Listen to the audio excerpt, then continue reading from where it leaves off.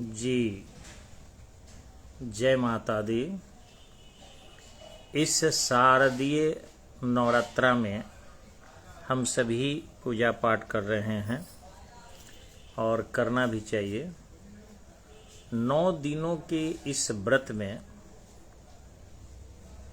बहुत से लोग हैं हमारे देश में जो 9 दिन उपवास रहते हैं, लेकिन अभी के समय में मैं थोड़ा एक विचार देना चाहूँगा कि भगवान ने सबसे बड़ा धर्म हम लोगों को दिया है शरीर की रक्षा। हमें आँख दिया है इस शरीर के लिए, नाक दिया है इस शरीर को स्वस्थ रखने के लिए, सांस लेने के लिए, कान दिया है जिससे हम अपने शरीर को सुरक्षा दे सकें, और हाथ पैर दिया है जिससे हम इसे खा सके, कमा सके वगैरह। तो इस नवरात्रा में मैं कहना चाहूँगा कि बहुत से लोग डेंगू फीवर से ग्रसित हो रहे हैं या फिर उनको टाइफाइड हो रहा है। अब आप सोचिए कि टाइफाइड से ग्रसित होने पर जो ब्लड प्लेटलेट्स है वो कम हो रहे हैं, और साथ ही साथ यदि डेंगू हो गया तो उसमें भी बहुत ब्लड प्लेटलेट्स कम हो रहा है।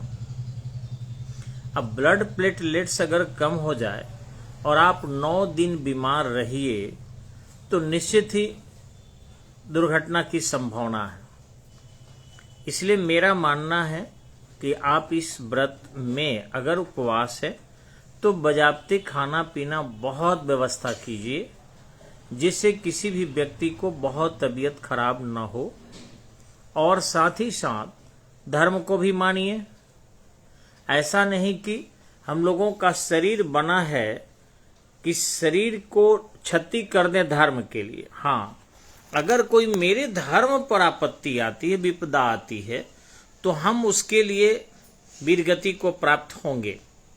लेकिन ये दूसरे धर्म की आई परंपरा, जैन धर्म की, जिसको हम सल्लेखन कहते हैं, और क्रमिक उपवास करके अपने प्राण को त्यागना ठीक नहीं है। ठीक इसी ढंग से कुछ बौद्ध धर्म की भी आ गई है सनातन धर्म में। सभी धर्म अच्छे हैं, लेकिन मैं मानता हूं कि सनातन धर्म सबसे अच्छा है। इसलिए इस 9 दिन के शक्ति की आराधना में आप शक्ति ही खो दीजिए तो ये अच्छी बात नहीं है। आपसे निवेदन है कि आप दिन भर आप लोग जो पसंद हो, जो नवरात्रा में खाया जा सकता है, उसे खूब खाइए, और साथ साथ आयुर्वेदिक दवा भी चलाइए। अगर तबीयत खराब हो, बुखार लग रहा है या ब्लड प्लेटलेट्स अगर कम पड़ रहे हैं, तो प्लेटोमोर नामक आयुर्वेदिक दवा आता है। मैं प्रचार नहीं कर रहा हूं, मैं उससे जुड़ा नहीं हूं, लेकिन उसमें प्लेटलेट्स बढ़ जा रहा है। प्लेटोमोर दवा का नाम है, आयुर्वेदिक दवा है, तो उसे आप खाइए, आयुर्वेद का है, उससे नुकसान होने वाला नहीं है, और शरीर में ब्लड प्लेटलेट्स पूरा का पूरा आपको रहेगा। तो मेरा ऐसा मानना है, ये नवरात्रा करने वाले सभी लोगों से निवेदन है कि किसी किसी का चक्कर आ रहा है, किसी को उल्टी हो रहे हैं, किसी के सिर में काफी दर्द रह रहा है, किसी के पीठ में दर्द हो रहा है, पैर झिनझिना रहा है, हाथ झिनझिना रहे हैं, तो ऐसी स्थिति में आप अपने जो माता रानी का प्रसाद है उसको बढ़ा दीजिए। जैसे खीर खाना हुआ, काजू खाना हुआ, किशमिश खाना हुआ, या फिर आपको कीवी मंगा लीजिए। ये सब जो है फल आपके सामने हैं, और ये निश्चित ही आपको थोड़ा सा प्लेटलेट्स बढ़ाएंगे। और दिन भर माता रानी के प्रसाद को ग्रहण कीजिए। सल्लेखन पद्धति सनातन में नहीं थी। अब हमारे बहुत से मित्रगण हैं, काबली सिंह जी है, विनीत कश्यप जी है, और आपके चांदनी जी हैं, आशीर्वाद है, रवि चौधरी जी है। मैं थोड़ा माता सीता के कुछ बात को बताने आ रहा हूं कि माँ सीता को जब लंकाधिपति रावण, ध्यान रखिएगा, रियल में रावण जो था वो बहुत बड़ा ज्ञानी था, और ज्ञान भले ही उसके दिशा में सही नहीं थी, लेकिन ज्ञान थी उसके पास, और शक्ति सबको संभालने नहीं आता। शक्तियां तो होती है, लेकिन आप देखे होंगे कि जब वही भेड़ के पास शक्ति होती है तो ढीबी ढीबी करके मर जाता है। सांड के पास शक्ति होती है तो वो भी एक दूसरे से लड़के मर जाता है। लेकिन हाथी के पास उतने बड़े बड़े दांत होते हैं, कभी सुने हाथियों को जल्दी लड़ते हुए, न संहार करते हुए, कभी नहीं। उतने विशाल दांत है, लेकिन कभी आप हाथी को नहीं देखेंगे लड़ते हुए या संहार करते हुए। वो कुछ भी हाथी खा के पचा सकती है, और उन्हीं के स्वरूप गणेश जी की हम पूजा करते हैं, क्योंकि गणेश जी वैसा ही शक्तिशाली है। तो सीता माता जो है जब लंका गई तो बहुत रो रही थी, और इतनी रो रही थी, आपको पता होगा कि विभीषण की जो बेटी थी वही सीता माता की रक्षक थी, त्रिजटा नाम था। तो बहुत रो रही थी, बहुत रो रही थी, बहुत रो रही थी। तो त्रिजटा ने कहा कि मां, आप तो स्वयं दुर्गा है, आप स्वयं काली है, आप कामाख्या है, आप पटन देवी है, आप अंबिका है, आप ही थरुहट है, आप ही विंध्यवासिनी है, आप ही अर्धकुमारी है, आप ही पर्वत वाली है, आप ही त्रिकुट वाली है, आप ही वैष्णवी है। हे माते, आपको किसी ने जन्म नहीं दिया, आप स्वयं धरती से आई है, और ये भी पता है कि आपकी मृत्यु भी नहीं होगी, आप स्वयं धरती में समाहित हो जाइएगा। फिर माते, आप इतनी शक्तिशाली संसार के निर्माता होकर रो क्यों रही है? माता और रोने लगी। जब व्यक्ति कोई रोता है ना, और उसे चुप कराइए तो और फफक फफक के रोने लगता है। माता मानव रूप में थी, माता देव रूप में नहीं थी, लेकिन उनकी विचार देव रूप में थी। तो माता और रोने लगी। त्रिजटा अपने अन्य सहेलियों को लेकर चुप कराने लगी, और बुझी कि माता, इस भक्ति का सौगंध है, इस सेवा का सौगंध है, आपको बताना ही होगा कि आखिर फफक फफक के रोने के पीछे कारण क्या है। अब बताइए, देवताओं के तो हैं ही कि उनको भक्ति कर दीजिए तो कुछ भी दे देते हैं, और अगर उनको भक्ति का सौगंध दे दीजिए तो वो क्या नहीं आपके सामने उपस्थित कर दें, वो भी महिला। तो माँ सीता जो है तुरंत ही अपने अश्रु को पोंछते हुए बोली कि हे त्रिजटा, मैं इसलिए नहीं रो रही हूं कि मैं राम से दूर हूं। राम मेरे बिना नहीं है और राम बिना मैं नहीं हूं। मेरे में ही राम है और राम में ही मैं हूं। हम अलग नहीं है। रावण की क्या औकात कि मुझसे अलग कर ले, ये तो संभव ही नहीं है। सीता ही राम है और राम ही सीता है। लेकिन हम इसलिए दुखी हैं कि आने वाले समय में ये संत ही, ये पढ़े लिखे विद्वान ही, ये महाज्ञानी ही सनातन को कमजोर करेंगे और स्त्रियों को छल से हरेंगे, धन को छल से हरेंगे, संस्कृति को छल से नुकसान पहुंचाएंगे।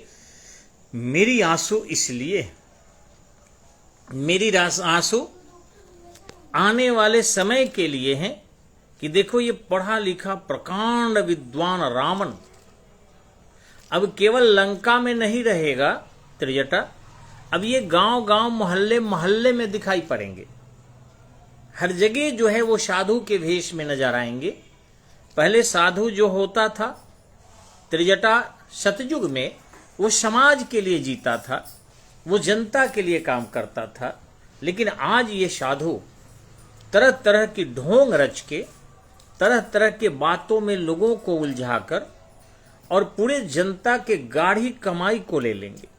कुछ मंदिर बनाने के नाम पर, कुछ पूजा के नाम पर, कुछ हवन के नाम पर, कुछ आरती उतारने के नाम पर, कुछ दुख हरने के नाम पर, कुछ भिक्षाटन करके, कुछ स्वर्ग के ख्वाब दिखाकर, कुछ पुण्य प्राप्ति के ख्वाब दिखाकर, कुछ परिवार में वंश वृद्धि के नाम पर, माने तरह तरह के, जन्म से लेकर त्रिजटा और मृत्यु तक श्राद्ध कर्म करके भी ये ऐसे ही ठगेरे इस संसार का अंत करेंगे।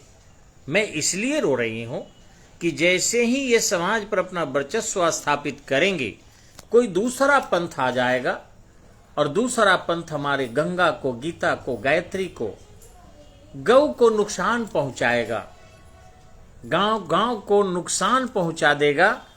इसलिए मेरी आंसू है भविष्य को देखकर।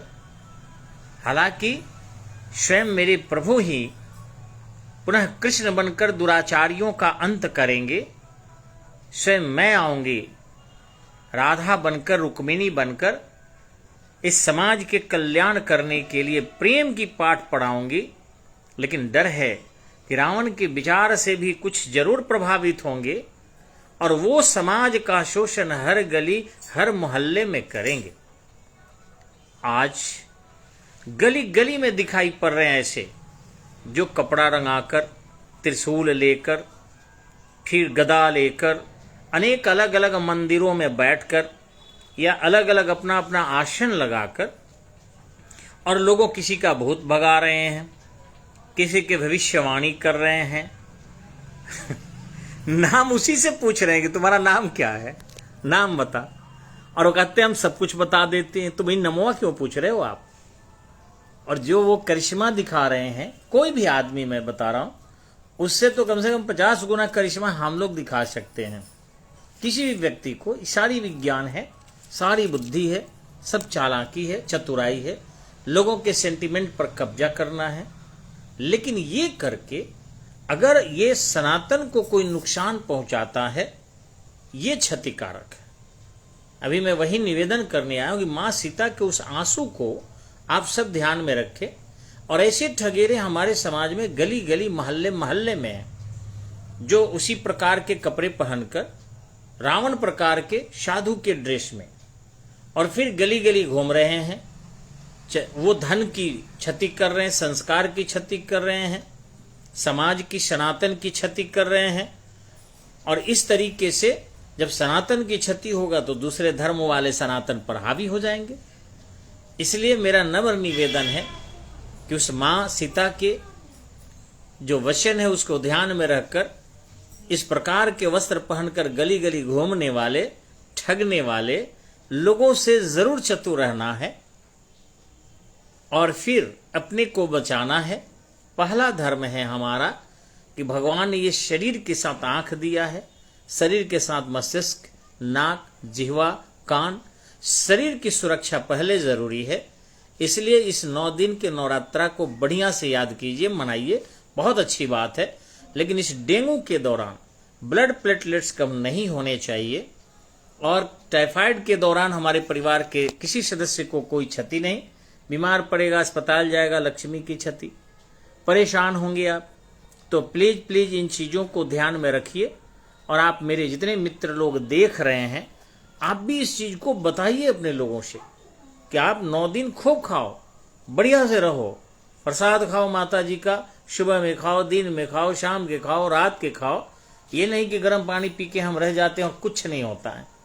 ये सब बड़ाई नहीं। जब हो जाएगा ना तो गाढ़ी कमाई जो है पारस हॉस्पिटल ले लेगा या कोई लोकल डॉक्टर ले लेगा। बड़ी बड़ी कंपनियां मुंबई की दवा लेकर चली जाएगी, दवा कंपनियां। इसलिए मेरे निवेदन को मानिए और माता रानी को याद कीजिए। ये दूसरे धर्म के आए हुए सल्लेखन को, क्रमिक उपवास को करके अपना जीवन लीला समाप्त मत कीजिए, इसका ध्यान रखिए। और ऐसे ऐसे अगर रावण प्रकार के छद्म वेश धारण करके घूमने वाले लोग हैं, तरह तरह के भय दिखाने वाले लोग हैं, तो आप राम बन जाइए। क्योंकि राम उस भय से अगर ग्रसित रहते तो उसका अंत नहीं करते। तो राम ने किसी भी भय को बेधा है, परशुराम के भय को बेधा और परशुराम को भागने के लिए बाध्य कर दिया।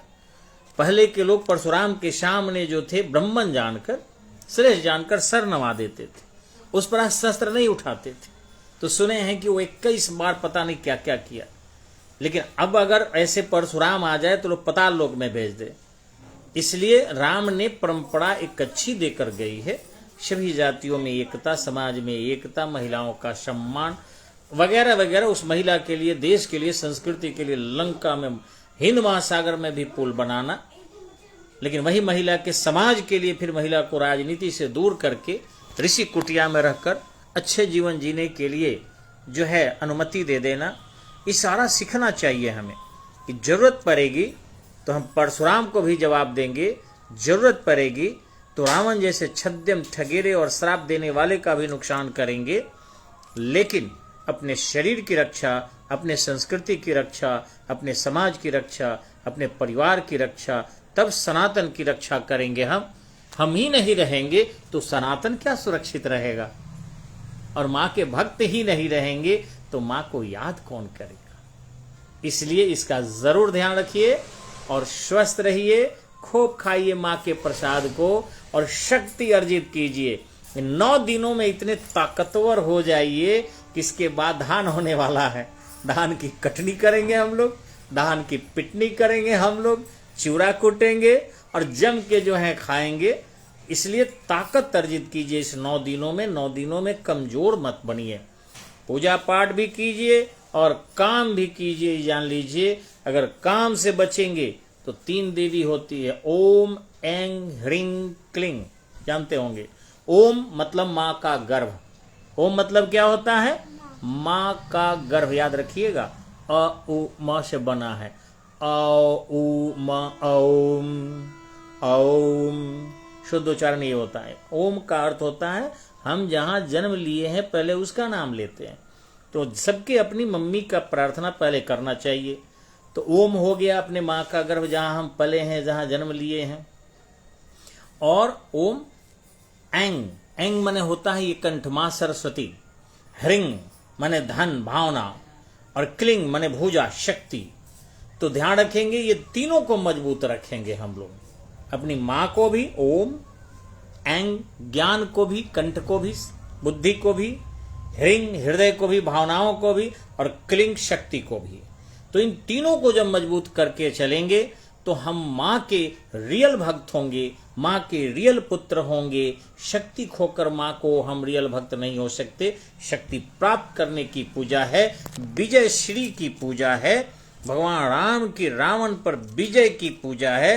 रावण जैसे छद्म लोग इस देश में गली गली में हैं। वो राजनेता के रूप में है, वो व्यापारी के रूप में है, वो डॉक्टर के रूप में है, वो जो है मुख्यमंत्री के रूप में है, प्रधानमंत्री के रूप में है, वो बड़े बड़े अधिकारी के रूप में, थानाध्यक्ष के रूप में है, व्यवसायी के रूप में है। हर जगह जो है छद्म रूप धारण करके रावण बैठा है। उस रावण से बचना है, और जब रावण से बच जाओगे तो निश्चित ही तुम्हारे पास शक्तियां होगी। और अपने इस पूरे शरीर की रक्षा करते हुए इन तीनों को मजबूत करके हम आगे बढ़ेंगे। तो प्लीज इन चीजों का अनुसरण हम सभी करें। हमारे बहुत से लोग देख रहे हैं और हमारे अभिभावक लोग भी इसमें देख रहे हैं। सर आप सबों को बहुत बहुत नमस्कार। विनीत कश्यप जी, बच्चा बाबू जी, आपको भी संतोष बाबू जी, सर आपको सैल्यूट है और जय हिंद सर। आप भारतीय शक्ति के स्रोत हैं। संजीव आनंद जी आपको आशीर्वाद है। आपके बच्चा बाबू जी आपको भी आशीर्वाद है। गणेश श्रीवास्तव जी नमस्कार, आप तो बहुत अच्छे चिंतक नजर आते हैं सर, और अच्छा लगता है। फिर मनोहर झा जी आपको भी आशीर्वाद है। आप देख रहे हैं सोनू पांडे जी आशीर्वाद है सर। सिकंदर राय जी बहुत दूर से, बाप, ये भी भारतीय सेना में हमारे देश की रक्षा करते हैं सर, आशीर्वाद है। सिकंदर जी आपके मित्र ने मुझे बड़ी मदद किया था और एक छोटी सी समस्या आ गई थी। बबुआन जी, राहुल कुमार जी, एनडी सिकंदर जी, निगम कंसल जी आशीर्वाद है। काबली सिंह जी आपको भी, चांदनी जी आपको भी, अन्य सभी मित्रगणों को जो बाद में भी देखेंगे सबको आशीर्वाद है। लेकिन इसे प्लीज एक बार सुनिएगा, और ये रियल बात है। हम लोग जो है पढ़ते हैं सर, ऐसा नहीं कि ऐसे नहीं, अध्ययन वेदों का करते हैं, उपनिषद का करते हैं, पुराण का करते हैं। और इसमें माता सीता जो है काकभुजुंडी रामायण में ये सब लिखा है। आपके वाल्मीकि रामायण में भी कम मिलता है, उपमा उपमेय ज्यादा है, और तुलसी जी के रामायण में भी इस प्रकार के उपमा उपमेय ज्यादा हो जाता है। लेकिन काकभुजुंडी के रामायण जब आप पढ़ेंगे, संस्कृत में है, शुद्ध संस्कृत है, तो उसमें आपको ये चीजें मिलेगी कि वो दुखी हैं केवल चतुर समझदार विद्वानों से, जो छद्म रूप धारण करके हम सब मेहनत कश लोगों को गली गली में पहुंचा है, नुकसान कर रहा है, परेशान कर रहा है, चाहे शरीर को, चाहे मन को, चाहे संस्कार को, कुछ भी डरवा कर धमका कर, उससे डरना नहीं है। राम की तरफ परशुराम से नहीं डरना है। और वध करना पड़े तो चाहे रावण हो, तारकासुर हो, किसी का कर सकते हैं जरूरत पड़ेगी तो। वध मतलब शरीर की हत्या नहीं, उसके दबाव की, उसके प्रेशर की और उसके श्रेष्ठता की हम हत्या करेंगे और स्वयं को कभी भी किसी से छोटा मानकर नहीं रहेंगे। जय माता दी, जय माँ दुर्गा जी। और दुर्गा जी के अगर पाठ करने में विलंब हो तो छोटा सा एक शिव जी स्वयं पाठ करते थे, मैं बता रहा हूं आपको, वह है ओम येंग ह्रीं क्लीं चामुंडाय विचे ओम ग्लंग हुं क्लीं, फिर से पर ओम येंग ह्रीं क्लीं चामुंडाय विचे ओम ग्लौं हुं क्लीं जुम सह ज्वाले ज्वाले ज्वल ज्वल प्रज्वल प्रज्वल एंग ह्रीं क्लीं चामुंडाय विचे ज्वल हम सम लम छम फट स्वाहा। ये एक बार मंत्र पढ़ लेंगे तो 13वां अध्याय हो जाएगा। 13वां अध्याय में लिखा हुआ है दुर्गा सप्तशती कथा में, शिवम उवाच, स्वयं शिव इस मंत्र की जाप करते हैं, ये बीज मंत्र हैं।